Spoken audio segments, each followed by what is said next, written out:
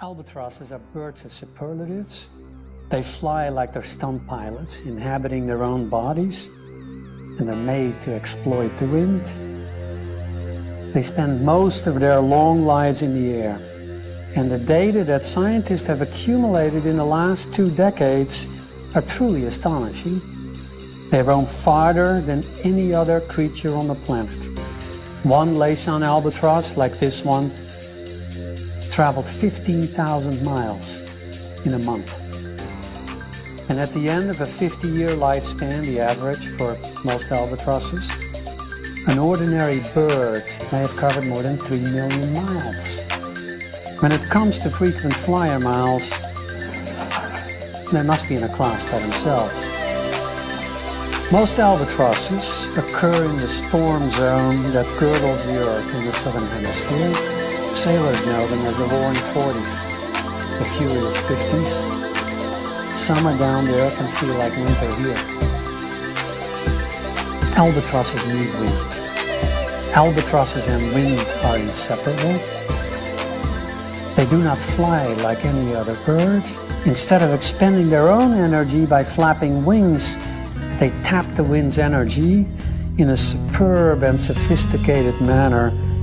They glide low above the ocean to take advantage of wind bouncing off waves and exploiting wind gradients. And then there's their lives at sea. And those are still the least known of all. Even with all the advances in modern science and sensing technologies of the last 2 decades, most of the knowledge we have about albatrosses is still circumstantial and indirect.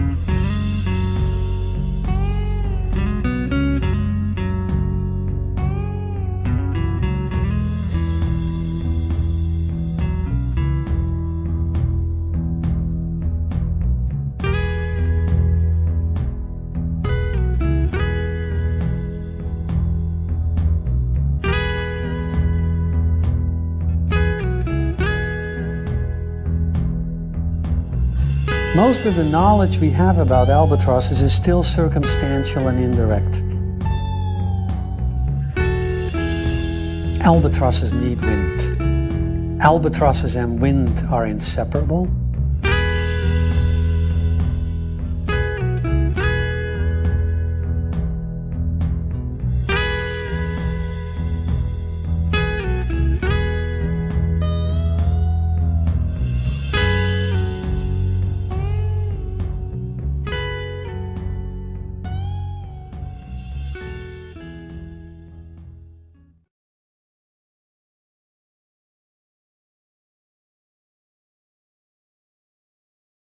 And now let's look at the how and why.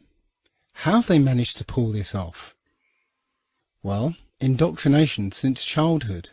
There's pretty much a globe in every classroom, and it's just a given that the world is a sphere. Even our language reflects it. Global finance and around the globe. And when we're taught things in childhood and everything we look at supports that view, then we rarely go back and re-examine it. But far and away the main basis of our belief is the supposed history of our scientific endeavour. What most people don't realise is that all the characters in this story are all actors in the same club. As George Carlin put it, it's a big club and you're not in it. Ptolemy, who first put forward the heliocentric model, was acknowledged as the first Mason. Copernicus was a Jesuit priest. Sir Isaac Newton was a Freemason. All the astronauts are Freemasons. So you can see how this lie could work if all these celebrated people are telling the same story. Another way we're programmed is by centralized and complete control over space information and access to space. That control is held by the space agencies around the world, NASA and RASA and the European Space Agency. It turns out that NASA is essentially composed of Nazis. Look up Operation Paperclip. NASA was actually formed from Nazi scientists transplanted to America after the war. I need not remind most people that the Nazi approach to propaganda is if you tell a lie big enough and keep repeating it, people will eventually come to believe it. And finally, we've had decades of programming through entertainment media, over 100 years of science fiction books and stories and television programs and films. I must admit to being a science fiction fan myself. I grew up watching Star Trek, Star Wars, Babylon 5, Battlestar Galactica, watching films like 2001, 2010. I truly believed that our future lay in space. I saw an exciting future for mankind. Moon bases, Mars bases, interstellar travel. But now I sincerely doubt there is any such thing as space. It turns out that the Bible had a very clear conception of what the Earth and the universe looks like. And that matches the flat Earth model more than it does the globe. And that only leaves why. Why have they done this? What's the point of this grand deception? I think Eric Dubay explains it best. That's right. Yeah, I mean, our eyes and experience tell us the Earth is flat and motionless, and everything in the sky revolves around us. But when we cease to believe our own eyes and experience, we have to prostrate ourselves at the feet of these very pseudoscientists who are blinding us, treat them as experts, astronomical priests who have special knowledge only they can access, like the Hubble telescope. So by brainwashing us of something so gigantic and fundamental, it actually makes every other kind of lesser indoctrination a piece of cake. Earth being the flat, fixed center of the universe around which everything in the heavens revolves gives a special importance and significance not only to Earth, but to us humans, the most intelligent among the intelligent designers' designs. By turning Earth into a spinning ball thrown around the sun and shot through infinite space from a godless Big Bang, they turn humanity into a random, meaningless, purposeless accident of a blind, dumb universe. So it's like trauma-based mind control, beating the divinity out of us with their mental manipulations. People are always asking, why do they do this? Other than the obvious profit margin motive, NASA being the biggest black budget black hole in existence, sucking in over $30 billion taxpayer money for the fake moon landings alone.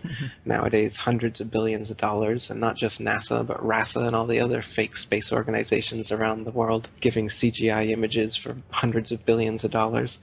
So this modern atheist Big Bang heliocentric globe Earth chance evolution paradigm spiritually controls humanity by removing God or any sort of intelligent design and replaces purposeful divine creation with haphazard random cosmic coincidence. And so by removing Earth from the motionless center of the universe, these Masons have moved us physically and metaphysically from a place of supreme importance to one of complete nihilistic indifference. If the Earth is the center of the universe, then the ideas of God, creation, and a purpose for human existence are resplendent. But if the Earth is just one of billions of planets revolving around billions of stars and billions of galaxies, then the ideas of God, creation, and a specific purpose for Earth and human existence become highly implausible. So by surreptitiously indoctrinating us into their scientific materialist sun worship, not only do we lose faith in anything beyond the material, we gain absolute faith in materiality, superficiality, status, selfishness, hedonism, and consumerism. If there's no God and everyone's just an accident, then all that really matters is me, me, me. So they've turned Madonna, the mother of God, into the material girl living in a material world. Their rich, powerful corporations with their slick sun cult logos sell us idols to worship, slowly taking over the world while we tacitly believe their science, vote for their politicians, buy their products, listen to their music, watch their movies, all sacrificing our souls at the altar of materialism. It's a big deception. I'd say it's the biggest cover-up and conspiracy in history. We've been completely deluded for 500 years.